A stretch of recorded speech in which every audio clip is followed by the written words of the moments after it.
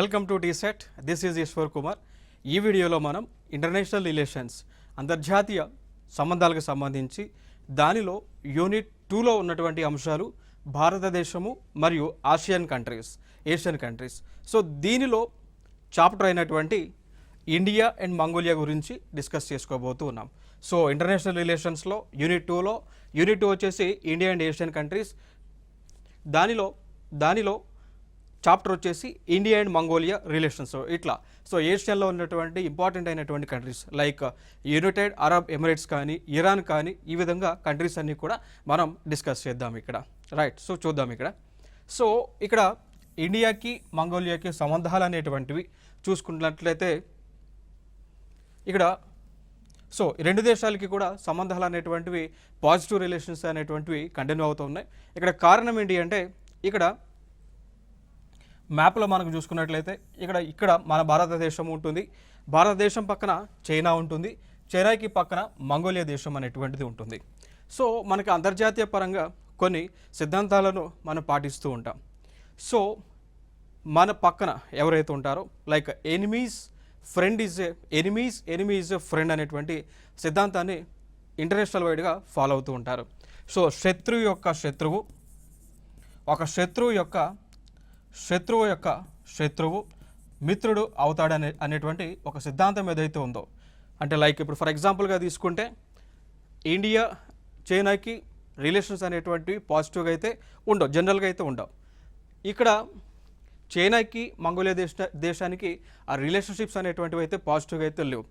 So ఇక్కడ చైనాకి మంగోలియాకి issues లేవు, లైక్ నెగిటివిటీ ఉంది.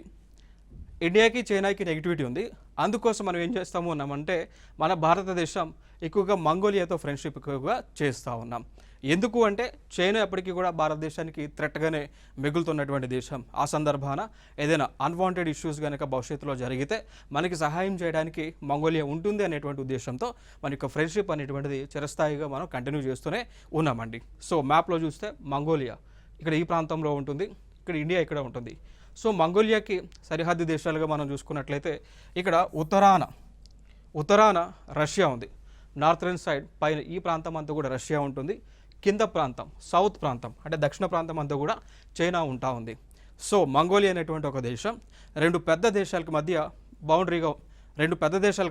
ఉన్నటువంటి దేశం. కిందకు వస్తేనేమో చైనా, పైకి వస్తేనేమో రష్యా అనేటువంటి దేశం ఉండటం జరిగింది. ఇంకొక అంశం ఏంటి అంటే ఈ మంగోలియా అనేటువంటిది ల్యాండ్ లాక్డ్ కంట్రీ అండి. ల్యాండ్ లాక్డ్ కంట్రీ మంగోలియా అనేటువంటిది ఏంటి అంటే ల్యాండ్ లాక్డ్ కంట్రీ. సో సముద్రము లేనటువంటి దేశము, పూర్తిగా ల్యాండ్ లాక్ అయింది. దాన్ని భూ పరివేష్టిత దేశంగా పిలుస్తూ ఉంటాం. ఇంకా దాని తర్వాత ఫర్దర్గా మనం మాట్లాడాల్సి వస్తే రెండు దేశాల మధ్య కూడా కామన్నెస్ అయితే ఉంది. రెండు దేశాల మధ్య కూడా ఈ యొక్క చారిత్రక నేపథ్యం ఉంది, కామన్నెస్ అనేటువంటిది ఉంది. ఏంటి ఆ కామన్నెస్ అంటే బుద్ధిజం అండి. సో భారతదేశంలో ఉన్నటువంటి బుద్ధిజం ఏదైతే ఉందో ఆ బుద్ధిజం అనేటువంటిది మంగోలియా దేశానికి కూడా విస్తరించడం జరిగింది. సో అట్లా రెండు ప్రాంతాల మధ్య బుద్ధిజం అనేటువంటిది ఒక బ్రిడ్జ్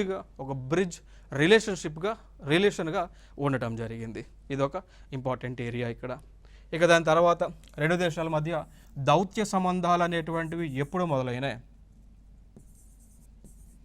రెండు దేశాల మధ్య దౌత్య సంబంధాలు అనేటువంటివి ఎప్పుడు మొదలైనాయి చూసుకుంటే 1955లో అండి.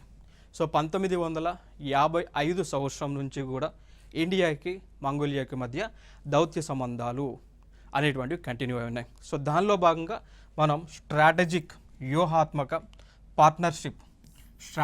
పార్ట్నర్షిప్ అగ్రిమెంట్ అనేటువంటిది చేసుకోవడం జరిగింది. సో స్ట్రాటజిక్ పార్ట్నర్షిప్ అగ్రిమెంట్ అనేటువంటిది చేసుకున్నాం. సో దాని తర్వాత ఇంకా ఫర్దర్గా అప్పటి నుంచి కూడా రెండు దేశాలకి ఎకనామిక్ టైస్ అనేటువంటివి ఉన్నాయి, డిప్లొమాటిక్ టైస్ అనేటువంటివి ఉన్నాయి, గూడ్స్ ఎక్స్పోర్ట్స్ ఇంపోర్ట్స్ అనేవి కూడా జరుగుతూ ఉన్నాయి. సో ఇంకొక అంశం, ఇటీవల 2015లో prime minister of India Mongolia దేశానికి విజిట్ చేయడం జరిగింది.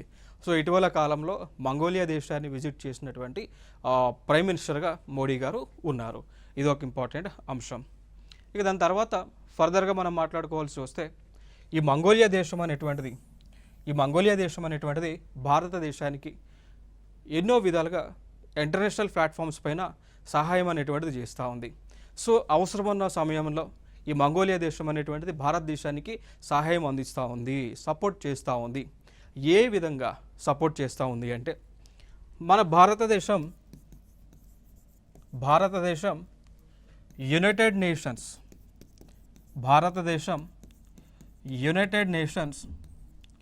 సెక్యూరిటీ కౌన్సిల్లో మెంబర్షిప్ కోసం ట్రై చేస్తూ ఉంది. భారతదేశం యునైటెడ్ నేషన్స్ సెక్యూరిటీ కౌన్సిల్లో మెంబర్షిప్ కోసం ట్రై చేస్తూ ఉంది. అయితే ఈ మెంబర్షిప్ కోసం ఎప్పుడైతే ట్రై చేస్తూ ఉందో మనకి సపోర్ట్గా మంగోలియా సపోర్ట్ చేస్తూ ఉంది. అంటే భారతదేశం యుఎన్ఎస్సిలో మెంబర్గా ఉండడానికి ఎలిజిబిలిటీ ఉన్నటువంటి దేశం అని చెప్పేసి మంగోలియా కూడా ఆ ఓటింగ్ ప్రాసెస్లో మనకు సపోర్ట్ చేస్తూ ఉంది. ఇంకొక అంశం, ఈ యుఎన్ఎస్సిలో యునైటెడ్ నేషన్స్ సెక్యూరిటీ కౌన్సిల్, దీన్ని అంతర్జాతీయ ఐక్యరాజ్య సమితి భద్రతా మండలి అని చెప్పి పిలుస్తూ ఉంటాం. ఈ భద్రతా మండలిలో ప్రస్తుతము ఉన్నటువంటి దేశాల సంఖ్య ఎంత? 5 అండి. సో 5. సో దీనిలో ఉన్నటువంటి దేశాల సంఖ్య 5.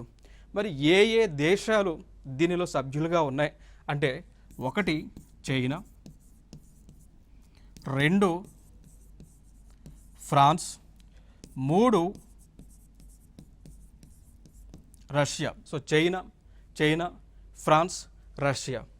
దాని తర్వాత యునైటెడ్ కింగ్డమ్, దాని తర్వాత యుఎస్ఏ. సో ఈ 5 దేశాలను ఏమంటాము? పర్మనెంట్ 5, P5 కంట్రీస్ అంటాం. ఈ 5 దేశాలే భద్రతా మండలిలో సభ్యులుగా ఉన్నాయి. ఓకేనా? దీనిలో మెంబర్షిప్ కోసం భారత ప్రభుత్వం ట్రై చేస్తూ ఉంది, మంగోలియా సపోర్ట్ చేస్తూ ఉంది. సో భారత ప్రభుత్వం ఈ కూటమిలోకి ఎంటర్ అవ్వడానికి ట్రై చేస్తూ ఉంటే ఇండియాని అపోజ్ చేస్తున్నటువంటి దేశం చైనా. సో చైనా వ్యతిరేకిస్తూ ఉంది. మిగిలినటువంటి దేశాలు భారతదేశం యొక్క ఉండటానికి సపోర్ట్ చేస్తూ ఉన్నాయి. ఇంకో అంశం ఏంటి అంటే, ఈ చైనాకి యుఎన్ఎస్సిలో మెంబర్షిప్ రావడానికి ప్రధానమైనటువంటి కారణం భారతదేశమే. ఆనాడు యుఎన్ఎస్సిలో మెంబర్షిప్ కోసం ఆ కాలంలో లైక్ 1950స్లో ఈ ఐక్యరాజ్య సమితి ఏర్పాటైంది. 1945లో ఐక్యరాజ్య సమితి అనేటువంటిది ఏర్పాటైంది. 1945లో అక్టోబర్ 24న ఏర్పాటు అవ్వడం జరిగింది. సో ఆ సమయంలో యుఎన్ఎస్సి భద్రతా మండలి అనేటువంటిది ఏర్పాటు చేసుకున్నారు. ఆ ఏర్పాటు చేసుకున్నప్పుడు ఇక గ్లోబల్ లీడర్స్ అనేటువంటి వారు ఇండియాని అడిగారు, మీరు యుఎన్ఎస్సిలో మెంబర్గా ఉండండి అని రిక్వెస్ట్ చేస్తే మన ఇండియన్ గవర్నమెంట్ వద్దు అని చెప్పేసి చైనా వాళ్ళు ఉంటారు, ఏషియా నుంచి రిప్రజెంటేషన్గా చైనా వాళ్ళు ఉంటారని చెప్పేసి అప్పుడు చెప్పారు. సో అప్పుడు చైనాకి మెంబర్షిప్ అయితే రావడం జరిగింది. బట్ ఇండియా ఆ మెంబర్షిప్ని వదులుకుంది. బట్ ఇప్పుడు దీనిలోనే మెంబర్షిప్ కోసం ఇండియన్ గవర్నమెంట్ ట్రై చేస్తూ ఉంటే ఇక్కడ చైనా వాళ్ళు అపోజ్ చేస్తూ ఉన్నారు. సో దీనికి పర్యవసనంగా కూడా మన భారత ప్రభుత్వం చైనాకు సంబంధించి కొన్ని గ్రూప్స్లో లైక్ ఎంటీసీఆర్ గ్రూప్ అంటాం, MTCR missile technology control regime, Australian group, Wassenaar group అండి. సో వీటిల్లోకి చైనాని రాకుండా ఇండియన్ ప్రభుత్వం వ్యూహాత్మక అడుగులను వేస్తూ ఉంది. ఇది ఒక అంశం. ఇక దాని తర్వాత India supported Mongolia in non aligned moment. ఓకేనా? సో భారత ప్రభుత్వం అంటే ఇండియన్ గవర్నమెంట్ ఇండియాతో పాటు మరికొన్ని దేశాలు కలిసి ఈ నాన్ అలైన్డ్ మూమెంట్ అండి అలినో ఉద్యమాన్ని తీసుకొచ్చినాయి. So non aligned movement. So దీనిలో మెంబర్గా ఉండటానికి మంగోలియాకి ఛాన్స్ ఇచ్చింది. ఓకేనా? సో ఇండియన్ గవర్నమెంట్ మంగోలియా దేశానికి మెంబర్గా నాన్ అలైన్ మూమెంట్లో జాయిన్ అవ్వడానికి ఆపర్చునిటీ అనేటువంటిది క్రియేట్ చేశారు. ఇక దాని తర్వాత చూసుకుంటే India is a member whereas Mongolia is an observer state. దేంట్లో అండి? షాంఘై కోఆపరేషన్ ఆర్గనైజేషన్లో. సో షాంఘై కోఆపరేషన్ ఆర్గనైజేషన్ అనేటువంటిది ఏర్పాటు చేశారు. ఇది ఒక అంతర్జాతీయ కూటమి. దీనిలో ఇండియా మెంబర్గా జాయిన్ అయింది. దీనిలోనే మంగోలియా దేశము ప్రస్తుతం అబ్జర్వర్ కంట్రీగా ఉంది. ఈ అంశాన్ని అయితే గుర్తుపెట్టుకోండి. ఇక ఫర్దర్గా మనం చూద్దాం కొన్ని అంశాలు. మరి ఈ షాంఘై కోఆపరేషన్ ఆర్గనైజేషన్ అనేటువంటిది ఏమున్నాయి, ఎట్లా ఏర్పాటైంది అనేటువంటి అంశాలు కొన్ని మనం చూద్దాం ఇక్కడ. సో 1996లో సో 1996లో షాంఘై 5 అనేటువంటిది ఏర్పాటు చేసుకున్నారు. దానిలో 5 దేశాలు ఉన్నాయి. 5 దేశాలు Kazakhstan, China, Kyrgyzstan, Russia, Tajikistan అండి. చూడండి ఇక్కడ ఏ దేశాలు ఉన్నాయి? Kazakhstan, China, Kyrgyzstan, Russia, Tajikistan అనేటువంటి దేశాలు ఉన్నాయి. షాంఘై 5 అన్నారు. 5 దేశాలు కాబట్టి 5 కంట్రీస్ అన్నారు. 2001లో దీనిలోకే ఉజ్బెకిస్తాన్ అనేటువంటి ఒక దేశం 2001లో 5 దేశాలు కలిపి దానిలోకి ఉజ్బెకిస్తాన్ అనేటువంటి దేశం జాయిన్ అయింది. అయిన తర్వాత ఎన్ని కంట్రీస్ అయినాయండి? అవి ఎన్ని కంట్రీస్ అయినాయి? 6 అయింది. అందుకోసం షాంఘై 5ని కాస్త పేరు మార్చి దాన్ని ఏమన్నామంటే Shanghai cooperation organisation, Shanghai cooperation organisation అని పేరు అయితే మార్చారు. మళ్ళీ 2015లో ఈ షాంఘై కోఆపరేషన్ ఆర్గనైజేషన్లోకి ఇండియా, పాకిస్తాన్ ఫుల్ టైం మెంబర్స్గా జాయిన్ అయినాయి. సో ఇండియా అదేవిధంగా పాకిస్తాన్ ఫుల్ టైం మెంబర్స్గా జాయిన్ అవ్వటం జరిగింది అండి. ఓకే, సో మేజర్గా ఇవన్నీ కూడా ఇంపార్టెంట్ ఈవెంట్స్ ఇక్కడ. మళ్ళీ 2016లో ఇండియా, పాకిస్తాన్ అనేటువంటిది అంటే అఫీషియల్గా పర్మనెంట్ మెంబర్స్గా జాయిన్ అవ్వడానికి సంబంధించినటువంటి ఆ యొక్క ఫార్మల్ ప్రాసెస్ అనేటువంటిది స్టార్ట్ చేశారు. దాని తర్వాత 2017లో అఫీషియల్గా ఆస్థానాలో జరిగినటువంటి మీటింగ్లో ఇండియా, పాకిస్తాన్ అఫీషియల్గా షాంఘై కోఆపరేషన్ ఆర్గనైజేషన్లో పర్మనెంట్ మెంబర్స్గా ఫుల్ టైం మెంబర్స్గా జాయిన్ అవ్వడం జరిగింది అండి. ఓకే, సో దాని తర్వాత మళ్ళీ 2021లో ఇరాన్ అనేటువంటి ఒక దేశం షాంఘై కోఆపరేషన్ ఆర్గనైజేషన్లో మెంబర్గా జాయిన్ అయింది. ఓకే, సో ఇవన్నీ కూడా ప్రస్తుతం ఉన్నటువంటి మెంబర్స్. ఇవన్నీ కూడా వీళ్ళందరూ కూడా మెంబర్స్. అబ్జర్వర్స్ ఏమన్నాం? మంగోలియా ఈజ్ అబ్జర్వర్ స్టేట్ అన్నాం కదా. So Mongolia is a observer. Afghanistan, Belarus observers. Dialogue partners ఉన్నాయి కొన్ని, Armenia, Azerbaijan, Cambodia, Sri Lanka, Turkey, Egypt, Nepal, Qatar, Saudi Arabia ఇట్లాంటివన్నీ కూడా dialogue partner countries. Okay, so దాని తర్వాత ఈ షాంఘై కోఆపరేషన్ ఆర్గనైజేషన్లోనే కొన్ని ఇంటర్నల్ ఆర్గనైజేషన్స్ ఉన్నాయి. షాంఘై కోఆపరేషన్ ఆర్గనైజేషన్ అనేటువంటిది ఒక పెద్ద బాడీ. దాంట్లో ఇంటర్నల్గా ఆర్గనైజేషన్స్ ఉన్నాయి. అవి చూస్తే కనుక council of heads of state అండి. Council of heads of state ఇది ఒక ఆర్గనైజేషన్. సో దీనిలో ఎవరుంటారండి? ఏ దేశాలైతే డెసిషన్ మేకర్స్గా ఉంటాయో, మెయిన్ మెంబర్స్ ఉంటారో వారు దీంట్లో ఉంటారండి. ఓకేనా? సో ఇది మెయిన్గా ఒక డెసిషన్ ప్యానల్గా మనం చెప్పుకోవచ్చు. లైక్ హై డెసిషన్ ప్యానల్ ఇది. దాని తర్వాత Council of heads of government ఉంటుంది. సో దీనిలో the council of heads of government ఉంటుంది. సో దీనిలో సంస్థలో 2వ అత్యున్నత మండలి అంటాం దీన్ని. సో వార్షిక శిఖరాగ్ర సమావేశాలను నిర్వహిస్తుంది. So the council of heads of government ఏం చేస్తూ ఉంది? ఇది ఒక గ్రూప్. వీళ్ళు ఏం చేస్తారు? ప్రతి సంవత్సరం కూడా యాన్యువల్ సమ్మిట్స్. ఇప్పుడు ఫర్ ఎగ్జాంపుల్ 2023లో షాంఘై కోఆపరేషన్ ఆర్గనైజేషన్ యొక్క మీటింగ్ ఎక్కడ జరిగింది? ఇండియాలో జరిగింది. సో దీన్ని కండక్ట్ చేసింది ఎవరు? The council of heads of government అండి. The council of heads of government.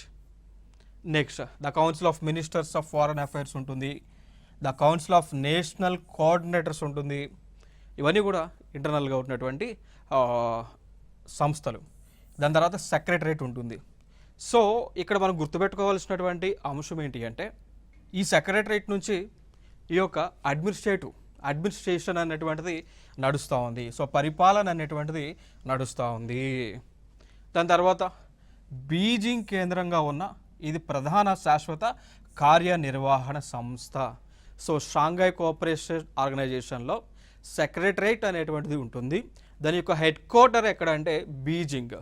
So Beijing ఇక్కడ చైనాలోనే ఉంటుంది. సో బీజింగ్ అనేటువంటిది ఒక మహానగరం చైనా దేశంలో. సో ఇవి దాని తర్వాత ఈ టోటల్ ఆర్గనైజేషన్స్ అన్నిట్లో కంటే ప్రధానమైనటువంటిది మనం గుర్తుపెట్టుకోవాల్సిన అంశము the regional anti terrorist structure rats. ఇదొక ప్రీవియస్ ఇయర్ క్వశ్చన్. ఇదొక PYQ previous year question. So the regional anti terrorist structure rats అంటాం. దీని యొక్క ముఖ్య ఉద్దేశం ఏంటి అంటే ఎవరైతే షాంఘై కోఆపరేషన్ ఆర్గనైజేషన్లో ఉన్నటువంటి దేశాలు ఉంటాయో వారు ఆ దేశాలలో ఉగ్రవాదాన్ని రూపుమాల్పడం, ఉగ్రవాదం టెర్రరిస్ట్ అనేటువంటిది లేకుండా చేయటం, సపరేటిజం అంటాం, వేర్పాటువాదం. ఇప్పుడు ఫర్ ఎగ్జాంపుల్గా తీసుకుంటే లైక్ ఫర్ ఎగ్జాంపుల్గా తీసుకుంటే ఇండియాలో ఆ పంజాబ్ ప్రాంతం ఏదైతే ఉందో దాని మొత్తాన్ని కూడా సపరేట్ చేసి ఖలిస్తాన్ అనేటువంటి ఒక దేశంగా ప్రకటించండి అని ఒక సపరేటిజం మూమెంట్స్ జరుగుతూ ఉన్నాయి. సో అట్లాంటివి లేకుండా ఈ యొక్క గ్రూప్లో, ఈ యొక్క ఆర్గనైజేషన్లో దానికి సంబంధించినటువంటి కార్యక్రమాలన్నీ కూడా చేస్తారు. దాని తర్వాత మెయిన్గా దీని యొక్క ప్రధానమైనటువంటి మనకి లైక్ కార్యాలయం చూసుకుంటే, హెడ్ క్వార్టర్ చూసుకుంటే ఉజ్బెకిస్తాన్లో ఉంటుంది. సో ఉజ్బెకిస్తాన్లో తాష్కండ్ అనేటువంటి ఒక ప్లేస్ ఉంటుంది. ఉజ్బెకిస్తాన్లో తాష్కండ్ అనేటువంటి ఒక ప్లేస్ ఉంటుంది. సో అక్కడ దీని యొక్క హెడ్ క్వార్టర్ ఉంది. సో ఫైనల్గా మీరు గుర్తుపెట్టుకోవాల్సినటువంటి అంశాలు ఏంటి అంటే the regional anti terrorist structure, దేనిలో అనుబంధంగా ఉన్నటువంటి సంస్థ. Answer Shanghai cooperation Organisation. So దీని యొక్క కార్యక్రమాలు ఏంటి? టెర్రరిజాన్ని, ఎక్స్ట్రీమిజాన్ని, సపరేటిజాన్ని లేకుండా చేస్తుంది. దీని యొక్క హెడ్ క్వార్టర్ ఉజ్బెకిస్తాన్ దేశంలో, ఆ దేశానికి రాజధాని అనేటువంటి తాష్కండ్ నగరంలో ఉంది. ఇది ఒక ఇంపార్టెంట్ ఏరియా. ఇక దాని తర్వాత షాంఘై కోఆపరేషన్ బిజినెస్ కౌన్సిల్ ఉంటుంది. సో ఈ యొక్క కౌన్సిల్ అనేటువంటిది దీని యొక్క కార్యక్రమాలు ఏంటి అంటే ఈ దేశాలు మెంబర్ కంట్రీస్ ఏవైతే ఉన్నాయో షాంఘై కోఆపరేషన్ ఆర్గనైజేషన్లో మెంబర్షిప్ కలిగినటువంటి కంట్రీస్ ఏమైతే ఉన్నాయో ఆ కంట్రీస్లో ఎకనామిక్ టైస్, సో ఎకనామిక్ టైస్ లేదు అంటే ఎకనామిక్ రిలేషన్స్ సంబంధించి, పెట్టుబడులకు సంబంధించి, సో ఇన్వెస్ట్మెంట్కి సంబంధించి దాన్నే మనం బైలేటరల్ ఇన్వెస్ట్మెంట్ ట్రీటీస్ అంటాం. దాని తర్వాత ఇన్ఫ్రాస్ట్రక్చర్, సో వసతులు కల్పించడం, ఇన్ఫ్రాస్ట్రక్చర్ డెవలప్మెంట్కి సంబంధించి డెసిషన్స్ అనేటువంటివి ఇక్కడ తీసుకొని దాన్ని ఇంప్లిమెంటేషన్ చేసేటువంటి ఒక body, the SCO business council. దాని తర్వాత ఇంకా ఫర్దర్గా మనం మాట్లాడుకున్నట్లయితే the list of international organisations for the candidature of which Mongolia has given its support to India అండి. సో ఇక్కడ అంశం ఏంటి అంటే ఇండియా మెంబర్షిప్ కోసం వివిధ అంతర్జాతీయ ఆర్గనైజేషన్స్లో ఇండియా మెంబర్షిప్ కోసం ట్రై చేస్తూ ఉంటే ఇక్కడ మంగోలియా దేశం సపోర్ట్ చేస్తూ ఉంది. ఫర్ ఎగ్జాంపుల్గా తీసుకుంటే 2021-22 మధ్య ఏషియా పసిఫిక్ గ్రూప్ సీట్ కోసం ఇండియా ట్రై చేస్తూ ఉంది. దీనిలో UN సెక్యూరిటీ కౌన్సిల్లో ఇక్కడ మంగోలియా సపోర్ట్ చేస్తూ ఉంది. దాని తర్వాత India international tribunal for the law of the సీలో మెంబర్షిప్ కోసం ట్రై చేస్తూ ఉంది. మంగోలియా సపోర్ట్ చేస్తూ ఉంది. Executive board of UNESCO very important. So దీనిలో ఇండియా మెంబర్షిప్ కోసం ట్రై చేస్తూ ఉంది. సో ఇక్కడ ఇండియా మెంబర్షిప్ కోసం ట్రై చేస్తూ ఉంటే మంగోలియా సపోర్ట్ చేస్తూ ఉంది. So very important organisation.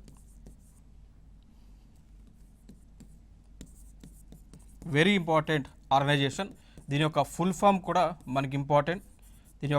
Form కూడా మనకి చాలా ఇంపార్టెంట్ ఇక్కడ. సో మీరు చూసుకున్నట్లయితే ఫుల్ ఫామ్ అనేటువంటిది చూడవచ్చు. United Nations Educational Scientific Cultural Organisation అండి. సో యునెస్కో యొక్క ఫుల్ ఫామ్ చాలా ఇంపార్టెంట్, చాలా ఎగ్జామ్స్లో కూడా అడిగి ఉన్నారు. ఇంకొక అంశం ఏంటి అంటే యునెస్కో వాళ్ళే వరల్డ్ హెరిటేజ్ సైట్ అనేటువంటి ఒక జాబితాని విడుదల చేస్తూ ఉంటారు. సో యునెస్కో వాళ్ళే వరల్డ్ హెరిటేజ్ సైట్ అనేటువంటి ఒక జాబితాని విడుదల చేస్తూ ఉంటారు. సో దీనిలో మెంబర్షిప్ కోసం ఇండియా ట్రై చేస్తూ ఉంది. దానివల్ల కలిగే బెనిఫిట్స్ ఇండియాకి ఏంటి అంటే ఈ వరల్డ్ హెరిటేజ్ సైట్స్ జాబితాలో ఇండియాకి సంబంధించినటువంటి ప్లేసెస్ ఏవైతే ఉన్నాయో వాటిని యాడ్ చేసుకోవడం ద్వారా కలిగేటువంటి బెనిఫిట్స్ ఏంటి అంటే యునెస్కోకి ఫండ్ అనేటువంటిది ఉంటుంది. సో ఆ ఫండ్ అనేటువంటిది ఎప్పుడైతే ఒక ప్లేస్ని, ఫర్ ఎగ్జాంపుల్ రామప్ప టెంపుల్ అనేటువంటిది యునెస్కో వరల్డ్ హెరిటేజ్ సైట్గా డెసిగ్నేట్ చేశారు. ఆ చేయటం ద్వారా రామప్ప టెంపుల్కి ఫండ్స్ అనేటువంటివి వస్తూ ఉన్నాయి. సో అదొక బెనిఫిట్స్గా మనం చేసుకోవచ్చు అన్నట్టు. సో దానికోసమే మెంబర్షిప్ కోసం ఇండియా ట్రై చేస్తూ ఉంది. దాని సపోర్ట్గా మంగోలియా ఉంది. ఇంకొక ఆర్గనైజేషన్ వరల్డ్ కస్టమ్ ఆర్గనైజేషన్ అండి. సో దీనిలో కూడా మెంబర్షిప్ కోసం ట్రై చేస్తూ ఉంది. దాని తర్వాత Council of International Maritime Organisation, IMO అంటాం. ఇంటర్నేషనల్ మ్యారిటైమ్ ఆర్గనైజేషన్, సో ఐఎంఓలో కూడా మెంబర్షిప్ కోసం ట్రై చేస్తున్నాం. Advisory committee membership election for Human Rights Council అండి. సో అంతర్జాతీయ పరంగా హ్యూమన్ రైట్స్ కౌన్సిల్ అనేటువంటిది ఉంది. సో దానిలో మెంబర్షిప్ కోసం లైక్ అడ్వైజరీ కమిటీలో మెంబర్షిప్ కోసం ఇండియన్ గవర్నమెంట్ ట్రై చేస్తూ ఉంది. International court of justice, so దీనికోసం. Next third group of international civil aviation organisation అంటాం, దాన్నే ఐసీఏఓ అంటాం. సో ఐసీఏఓలో కూడా మెంబర్షిప్ కోసం భారత ప్రభుత్వం ట్రై చేస్తూ ఉంది. దాని తర్వాత వరల్డ్ యాంటీ డోపింగ్ ఏజెన్సీలో, వరల్డ్ కస్టమ్ ఆర్గనైజేషన్లో ఇండియన్ గవర్నమెంట్ మెంబర్షిప్ కోసం ట్రై చేస్తూ ఉంటే ప్రతిసారి కూడా మంగోలియా సపోర్ట్ చేస్తూ వస్తూనే ఉంది. మేజర్గా అవి ఇంపార్టెంట్. ఇక దాని తర్వాత డిఫెన్స్ కోఆపరేషన్ పరంగా మనం చూసుకున్నట్లయితే నొమాడిక్ ఎలిఫెంట్ అనేటువంటిది ఈ యొక్క మిలిటరీ ఎక్సర్సైజ్ని నిర్వహిస్తూ ఉన్నారు. Nomadic elephant very important. Nomadic elephant. So ఇటీవల కాలంలో నొమాడిక్ ఎలిఫెంట్ అనేటువంటిది ఎక్కడ జరిగింది, ఎప్పుడు జరిగింది? జూలై 17 నుంచి జూలై 31 మధ్య 2024లో జరిగింది. సో జరిగినటువంటి ప్లేస్ ఎక్కడో తెలుసా? మంగోలియా దేశంలో ఉలాన్ బాతార్, మంగోలియా దేశంలో ఉలాన్ బాతార్ అనేటువంటి ఒక రాజధాని ఏదైతే ఉంటుందో అక్కడ జరిగింది. క్లియర్ కదా? So very important. Previous year question కూడా. క్వశ్చన్ ఏంటి అంటే ఈ నొమాడిక్ ఎలిఫెంట్ అనేటువంటి ఆ విన్యాసం ఏ రెండు దేశాల మధ్య జరిగింది అనేటువంటిది క్వశ్చన్ గతంలో అడగటం జరిగింది. సో ఇండియా అండ్ మంగోలియా మధ్య జరిగింది. క్లియర్ కదా? సో ఎక్కడ జరిగింది? ఉలాన్ బాతార్లో జరిగింది, మంగోలియా యొక్క రాజధానిలో. ఎప్పుడు? జూలై 17 నుంచి జూలై 31, 2024లో. దీనివల్ల కలిగేటువంటి బెనిఫిట్స్ ఏంటి అండి? భారతదేశానికి చెందినటువంటి ఈ యొక్క మిలిటరీ టెక్నాలజీ ఏదైతే ఉందో, సో మిలిటరీ టాక్టిక్స్ ఏవైతే ఉన్నాయో అవి ఆ దేశానికి మనం నేర్పిస్తాం. అదేవిధంగా ఆ దేశం దగ్గర ఉన్నటువంటి మిలిటరీ టాక్టిక్స్ కానీ టెక్నాలజీ కానీ మనం అడాప్ట్ చేసుకుంటాం ఇట్లాంటి విన్యాసాల ద్వారా. నెక్స్ట్ అంశం, ఇంకొక సైనిక విన్యాసం చూసుకుంటే ఇంపార్టెంట్ అయినటువంటిది కాన్క్వెస్ట్ అంటామండి. కాన్క్వెస్ట్ అంటాం. ఇది కూడా జూలై 27, 2024 జూలై 27 నుంచి ఆగస్టు 9 వరకు మంగోలియా దేశంలో ఉలాన్ బాతార్ అనేటువంటి ఒక ప్లేస్ దగ్గర జరిగింది. ఇది కూడా ఇంపార్టెంట్. మీరు ఇక్కడ చూడవచ్చు, ఇక్కడ conquest is multinational piece keeping exercise. So జరిగినటువంటి ప్లేస్ చూస్తే మంగోలియాలోనే. సో ఫైనల్గా మీరు గుర్తుపెట్టుకోవాల్సినవి లైక్ నొమాడిక్ ఎలిఫెంట్ అయినా కాన్క్వెస్ట్ అయినా ఈ రెండు విన్యాసాలు కూడా జరిగినటువంటి ప్లేస్ మంగోలియాలోనే జరిగినాయి, భారతదేశంలో జరగలేదు. సో రెండు కూడా ఆగస్టు జూలై ప్రాంతాల్లోనే జరిగినాయి. క్లియర్ కదా? సో ఫైనల్గా గుర్తుపెట్టుకోండి అంశాలు రెండు ప్రధానంగా. నొమాడిక్ ఎలిఫెంట్లో ఏ దేశాలు ఉన్నాయి, కాన్క్వెస్ట్లో ఏ దేశాలు ఉన్నాయో గుర్తుపెట్టుకోండి. ఇవన్నీ కూడా మ్యాచ్ ది ఫాలోయింగ్లో అడుగుతూ ఉన్నారు. లైక్ ఇప్పుడు గతంలో కూడా మనం చూస్తున్నాం గ్రూప్ 1 ప్రిలిమ్స్ క్వశ్చన్స్లో మ్యాచ్ ది ఫాలోయింగ్లో అడిగారండి. గతంలో మనం చూస్తున్నాం ఆల్రెడీ కూడా. లైక్ దానిలో అడిగినటువంటివి మ్యాచ్ ది ఫాలోయింగ్లోనే అడిగారు. లైక్ వింబెక్స్ ఏ రెండు దేశాల మధ్య జరిగింది అండి, సింబెక్స్ ఏ దేశాలు పాల్గొన్నాయని, మలాబార్ ఏ దేశాలు పాల్గొన్నాయని అడిగారు, సూర్యకిరణ్ ఏ దేశాలు పాల్గొన్నాయని అడిగారు, యుద్ధాభ్యాస్ ఏ దేశాలు పాల్గొన్నాయో అడిగారు. దాని తర్వాత వజ్రప్రహార్ ఏ దేశాలు పాల్గొన్నాయో అడగటం జరిగింది అండి. రైట్? సో అడగటం జరిగింది.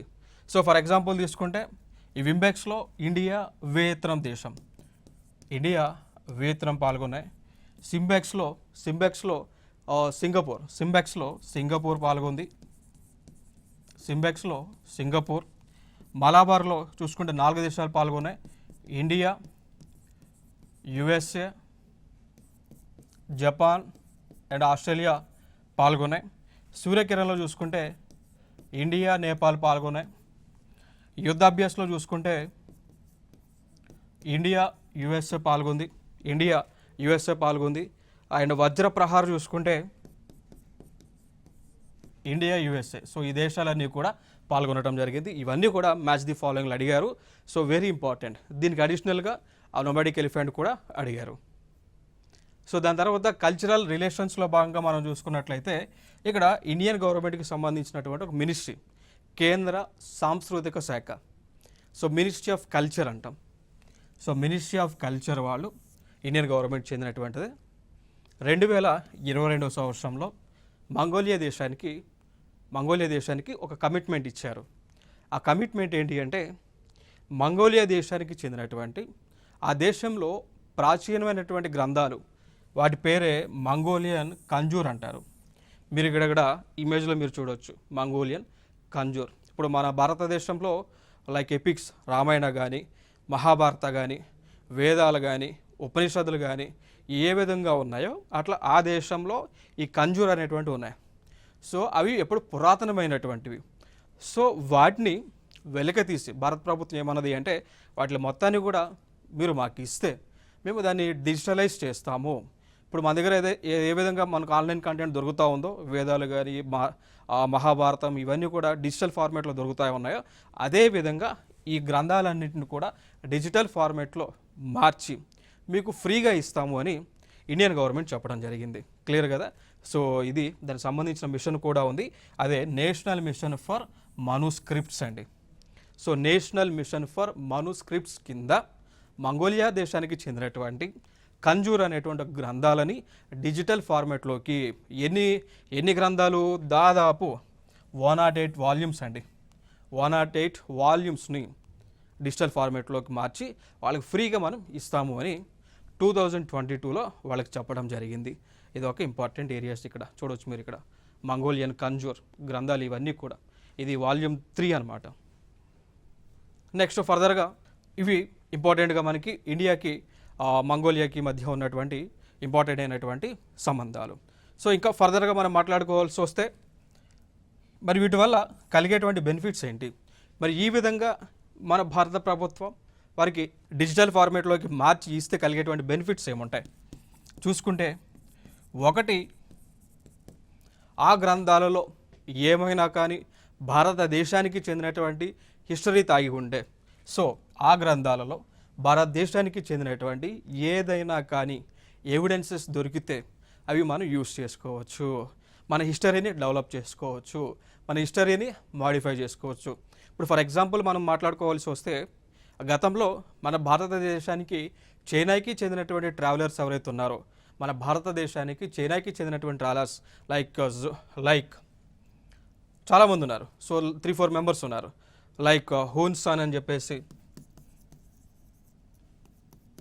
సో వీళ్ళందరూ కూడా చైనా నుంచి భారతదేశానికి ట్రావెలింగ్ పర్పస్ వచ్చి భారతదేశంలో ఉన్నటువంటి అంశాలన్నీ కూడా వాళ్ళు అర్థం చేసుకొని బుక్స్ రూపంలో రాయటం జరిగింది. ఆ బుక్స్ మనకి ఇక్కడ చైనా దేశంలో దొరికినాయి. సో దొరికితే ఆ బుక్స్ ఆధారంగా మనం అర్థం చేసుకున్నాం, పలానా పీరియడ్లో పలానా సంఘటనలు జరిగినాయి, పలానా వారు మన ప్రాంతాన్ని పరిపాలించారు, పలానా టైంలో ఈ విధంగా భారతదేశంలో అడ్మినిస్ట్రేషన్ అనేటువంటిది ఉంది అని చెప్పేసి మనం వాళ్ళు రాసినటువంటి బుక్స్ ద్వారా మన హిస్టరీని మనం తెలుసుకోగలిగినాం. సో అదే కోవలో ఈ మంగోలియాలో ఉన్నటువంటి కంజూర్స్ని కనుక మనం చదివితే అక్కడ కూడా మన భారతదేశం యొక్క మూలాలు ఏ విధంగా ఉంది, ఎందుకంటే మంగోలియాకి భారతదేశానికి రిలీజియన్ పరంగా, కల్చర్ పరంగా టైస్ అయితే ఉన్నాయి. సో దాని ప్రకారం కూడా మనకు సంబంధించిన అంశాలు ఆ దేశంలో ఉండొచ్చేమో, ఉంటే ఒకవేళ అవి మనం తెలుసుకొని మన భారతదేశంలో వాటి మొత్తాన్ని కూడా మనం ఉపయోగించుకోవడానికి పాసిబిలిటీ అనేటువంటిది ఉంటుంది అనేటువంటి ఒక ఉద్దేశం. సో అదొక బెనిఫిట్గా మనం చెప్పుకోవచ్చు.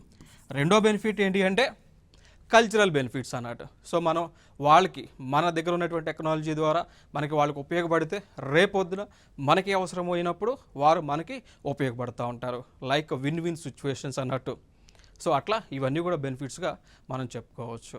ఇవి ఇండియాకి మంగోలియాకి మధ్య ఉన్నటువంటి సంబంధాలు. సరికొత్త అంశాలతో మీ ముందుకు రావడం జరుగుతుంది. This is Eshwar.